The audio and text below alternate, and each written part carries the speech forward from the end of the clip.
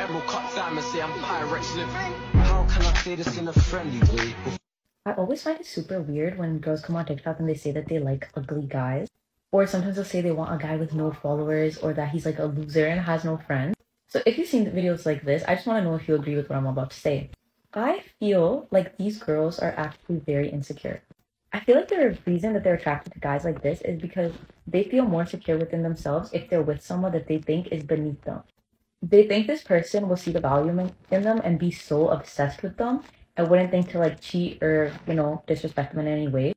But the crazy thing is they end up getting disrespected and cheated on anyways. And then let's say you have a messy breakup and then they get salty afterwards, then their comeback is gonna be like, okay, yeah, he was a loser anyways, and he wasn't a 10 and he wasn't on my level. But I feel like the deeper question you should be asking yourself is why are you going for people like that instead of going for people on your level and walking away when you see the first sign of disrespect?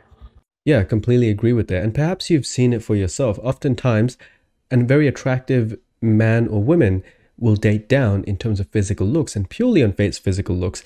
And the scientific literature calls this a mismatched couple. Now, people can date down in intelligence or maybe in wealth. There's so many factors you can either date up or down in because, again, not everyone is equal. That it doesn't work like that. Physical looks is the most studied feature in the scientific literature because it's the most visible one. And outside observers, so me and you walking on the street, when we see a couple like this, we often have very mixed feelings about it. And that's what science wants to find out. Why do we feel this way? Reading through the comments, it seems that the TikTok commenters also have mixed feelings about this. Some say that it's a defense mechanism, like this woman here who, if you can't read it, says when he thinks he's a 10 because he pulled you, but you like ugly men, which is pretty funny to me. But yeah, so some say defense mechanisms, 100% right. Definitely a girl. They are super insecure. You only attract where you are. I want my partner to be well-liked, attractive, and have friends outside of me. I agree, that's me as well, but let's try to understand why this idea exists. So this is one of the older research papers on what's known as equity theory. So equity theory is basically saying that we make up for a deficiency in physical looks in a mismatched couple. So again, differences purely on physical looks by compensating it for it with something else. So maybe that other member who is not as attractive is very intelligent, very wealthy. There's so many other things that we can't see other than physical looks. So going through it, the equity theory of intersexual attraction offers a tentative explanation for discrepancies, again, in mismatched couples. According to equity theory, important attributes besides pleasing physical characteristics, example, intelligence, play a role in heterosexual interaction. If an unattractive person possesses a large number of non-physical qualities, he might be deemed highly desirable and able to attract a physically appealing mate. Similarly, a physically attractive individual who has nothing else to offer will not be considered desirable and be forced to settle for someone who is less attractive.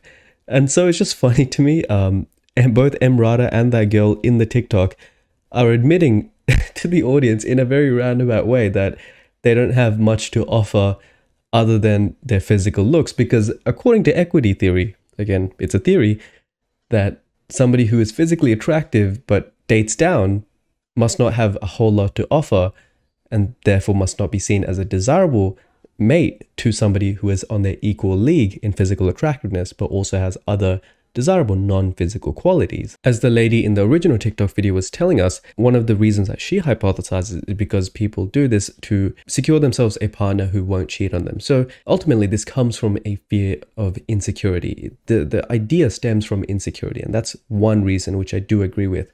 If you are insecure as a partner in a relationship, you're going to choose somebody who you expect to not cheat on you. But the thing is, cheaters will cheat. The physical attractiveness discrepancy, difference in physical attractiveness, has nothing to do with whether they cheat or not. And there's actual research on this. I'll save that for another video. But we did cover this on the podcast episode in an episode called The Fear of Dying Alone. So I'll give you the rundown of what the summary of that podcast episode was, all the research. Basically, when we tend to date down, for one reason or another, people with a high fear of dying alone, generally more attractive people, tend to date down because they feel that if they don't find a partner, they will die alone. And in that sense, they have to justify to themselves why they have dated down in physical attractiveness by having some form of cognitive dissonance. Now, cognitive dissonance is basically having two contrasting ideas in your head and trying to basically lie to yourself. Some people say it's a cope. You may have heard cope in the comments. That's cognitive dissonance. where you're lying to yourself to justify an otherwise uncomfortable truth. So when somebody dates down because they have a high fear of dying alone, then they're undergoing some form of cognitive dissonance to justify to themselves that I'm dating down not because I care about looks, but because this person is very intelligent, they're very smart, they're wealthy, they're this, they're that, they're very loving, caring. So all of a sudden, then we start to look for non-physical characteristics. But the very biology of human nature is that we've always cared about physical characteristics first. So only when that's not an option, funnily enough, we tend to care about other things.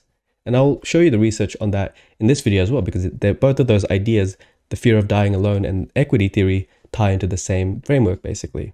So in this particular paper, and I know it's an older paper, but again, I just want to go to where this idea first came about. Previous investigations have not gathered the data necessary to support or refute this hypothesis. So again, it's just a theory at this stage, at least in the 1970s. Walster et al. 1978 noted that persons who reported themselves to be the more attractive member of a couple indicated that their partners had compensating qualities.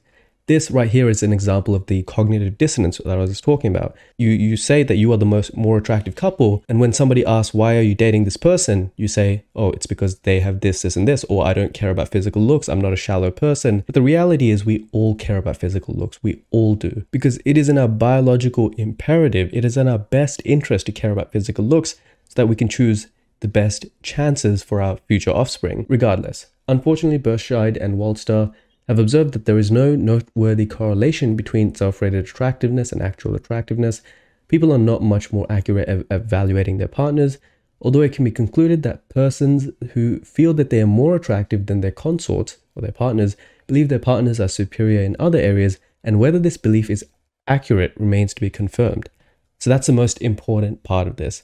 Basically, we think that they're better in something else other than looks. Far easier to measure. You can tell when two members of a couple are mismatched, whereas with intelligence, with wealth, those other aspects, you can't really tell from first glance. So in that sense, it's a bit more objective. We tend to say, oh no, they're more intelligent than they really are. Oh no, they are more loving and caring, and basically these non-tangible things you can't really hold or touch or measure to justify why we're with those partners. This is from Bershide's other paper, and I want to touch on this as well. So he basically explains this with the matching hypothesis. And I'll give you the rundown very quickly of the matching hypothesis. We tend to choose the partners that we think we have the best chances with.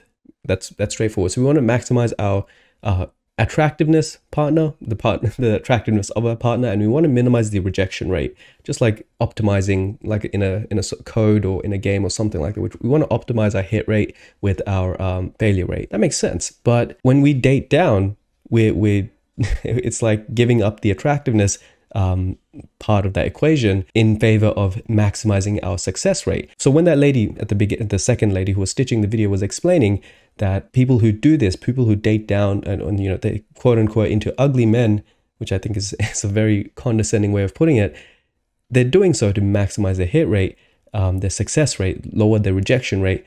But in reality, this theory, this idea, this framework doesn't actually work out, because again, men who want to cheat will cheat regardless. Women who want to cheat will also cheat regardless. Here's something interesting. Interestingly, while physical attractiveness appears to be the biggest correlator and predictor, it rarely appears as the most important when directly asked of subjects. Attributes like personality and character usually rank higher. Either these people are not aware of how important physical attractiveness is in the selection criteria, or they are not fully honest. I've said this many times. There's another podcast episode on this where we used a couple of research studies on what's it called? Field dating experiments, like speed dating experiments. And basically every time being physically attractive was the highest determinant of whether you would get a successful date outcome or not. More recent papers on the topic, Perceptions of a Mismatched Couple, 2022, basically found that when the woman is significantly more attractive than the man, other men see it as an opportunity to do what's known as mate poaching. Basically come into the relationship and take the woman away because, her man is not doing it for her in whatever way, especially physically. Then you're competing against other men now. To me, that seems like a hellish scenario, especially as a man, because not only do I feel more insecure in this relationship if my partner is significantly more attractive than me, but also now I have to compete against other men at a much greater rate. Conversely, what the research paper found is that when the woman is less attractive than the man, then men desire to mate copy, which means that they will basically do the same thing. So they will also find a woman who is less attractive than them, and in that sense, they're happier because I can only assume that they think that she's not going to leave because again, there's that mismatch. So to me, you can look at it from two directions. One, if a woman who is significantly more attractive than you is willing to date you as a less attractive man, a glass half full, a positive approach might be that she sees things in you other than your physical looks, like maybe she thinks you're very intelligent or you have good fatherly characteristics for the long run.